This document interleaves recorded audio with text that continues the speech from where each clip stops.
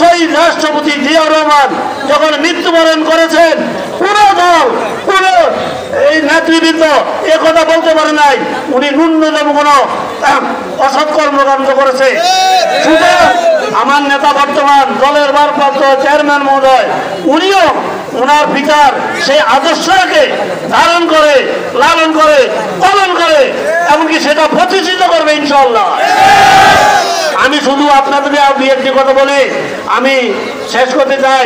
প্রিয় নেতৃবৃন্দ, এলাকাবাসী, এ সাময়িক আপনারা দেয়, তবে আজকে যেহেতু আমরা কোনো জনসভা করি নাই, সাময়িক আপনাদের অসুবিধা হয়েছে, এই জন্য আমি আন্তরিকভাবে আপনাদের কাছে দুঃখিত, এমনি ক্ষমা সুন্দর দৃষ্টিতে দেখার জন্য অনুরোধ করছি।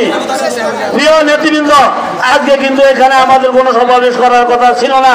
আমরা কিন্তু গাঙ্গের হাইস্কুল সেন্টার হাইস্কুল পাইলট মাঠে আমাদের জনসভা করার কথা ছিল, কিন্তু একটি কুশলী মহল আমাদের পারমিশন নেওয়া যে জায়গায় আমাদেরকে জনসভা করতে দেয় নাই।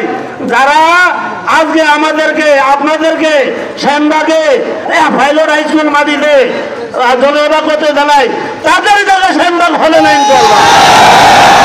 আপনারা ঐক্যবদ্ধ থাকেন, তাদেরকে ইনশাআল্লাহ সেনবাগ থেকে আমরা বিতাড়িত করবো ইনশাআল্লাহ। সেনবাগের মাটি এখানে বিএনপির মাটি, সেনবাগের মাটি আমাদের আদর্শ মাটি, সেনবাগের মাটি আমাদের নেতা শহীদ রাষ্ট্রপতি জিয়াউর রহমানের মাটি, সেনবাগের মাটি আমার নেতা জনাব তারেক রহমানের মাটি। প্রিয় নেতৃবৃন্দ, আপনারা ঐক্যবদ্ধ থাকেন, আমি জীবনের শেষ সময় পর্যন্ত ইনশাআল্লাহ আপনাদের পাশে থাকবো। এই ঐক্য আমাদেরকে আপনারা আজকে আপনারা অনেক কষ্ট করছেন, যারা আজকে এই অনুষ্ঠানের যে সার্বিক সহযোগিতা করেছেন, সংবাদ মাধ্যমের প্রতিনিধিবৃন্দ এবং বিভিন্ন ব্যবসায়ীবৃন্দ, বিভিন্ন সংগঠন নেতৃবৃন্দ, আমি সবার প্রতি আমার কৃতজ্ঞতা প্রকাশ করছি।